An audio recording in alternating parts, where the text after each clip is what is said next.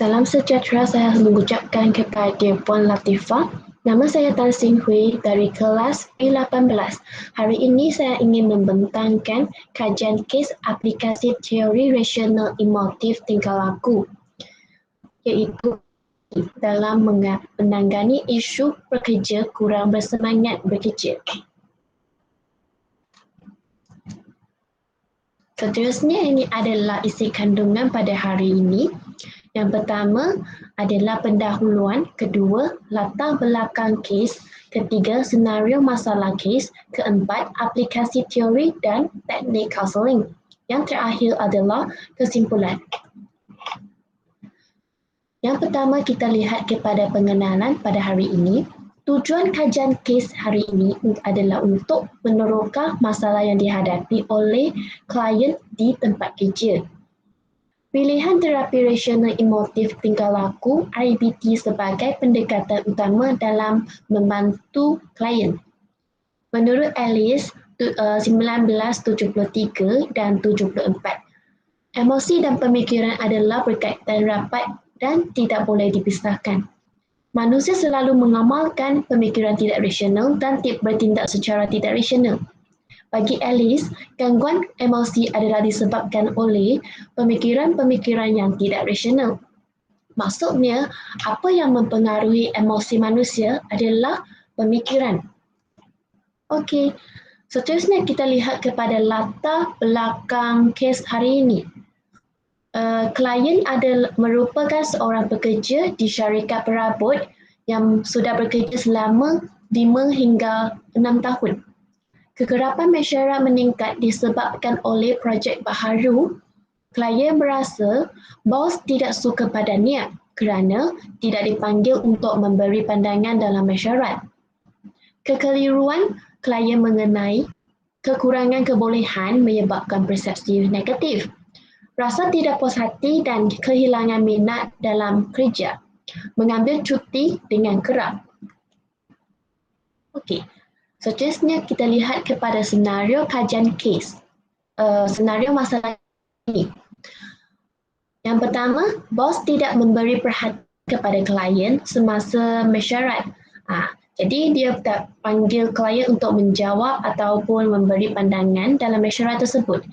Jadi klien mengatakan bahawa bos tidak suka padanya. Kekurangan semangat dalam kerja disebabkan oleh pemikiran yang tidak rasional. Pemikiran ini menyebabkan ketidakpuasan terhadap bos dan pekerjaan. Klien merasakan perlu memiliki kebolehan tertentu untuk mendapatkan perhatian bos. Oleh itu, beliau mengurangkan kehadiran ke tempat kerja. Maksudnya apa yang mengganggu emosi manusia adalah sistem kepercayaan. Berdasarkan kes klien hari ini, fakta adalah bos tidak panggil klien untuk memberi cadangan dalam mesyuarat, tetapi pemikiran klien yang mempengaruhi emosi klien sendiri. Maksudnya peristiwa yang telah berlaku adalah bos tidak memanggil klien semasa mesyuarat tersebut untuk memberi cadangan, tetapi apa yang mempengaruhi emosi dia bukan tentang peristiwa, tapi adalah kepercayaan dan pemikiran klien itu sendiri, iaitu beliau mempercayai bahawa bosnya tidak suka. Okey, seterusnya adalah aplikasi teori dan teknik kaunseling.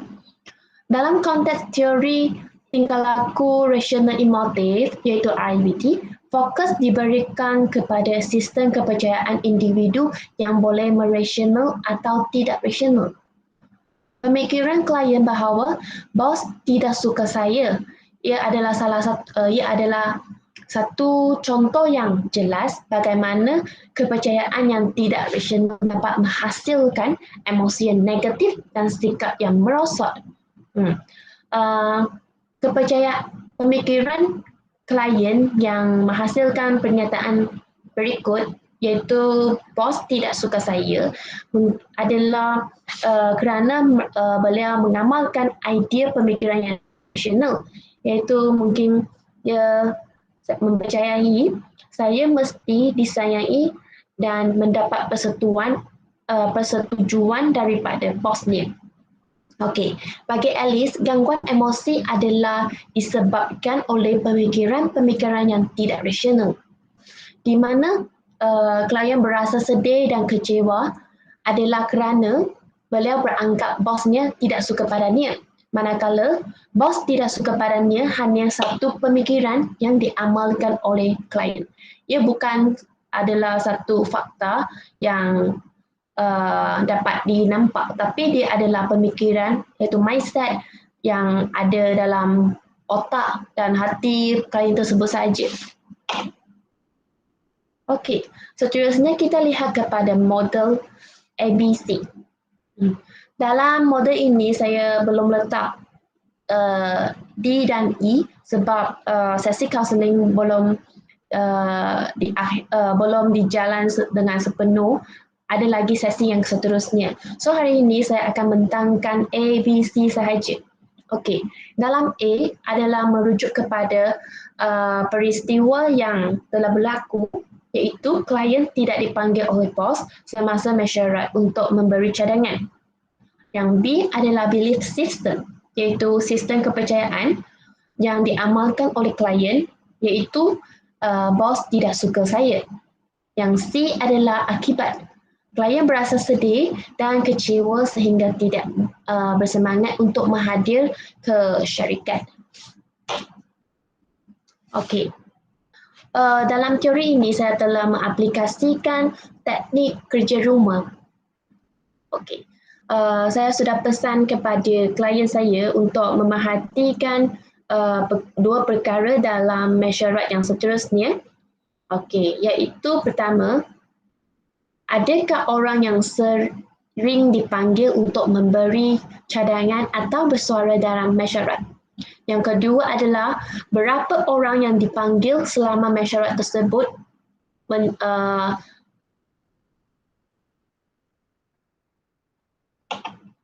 berapa orang yang dipanggil selama mesyuarat tersebut?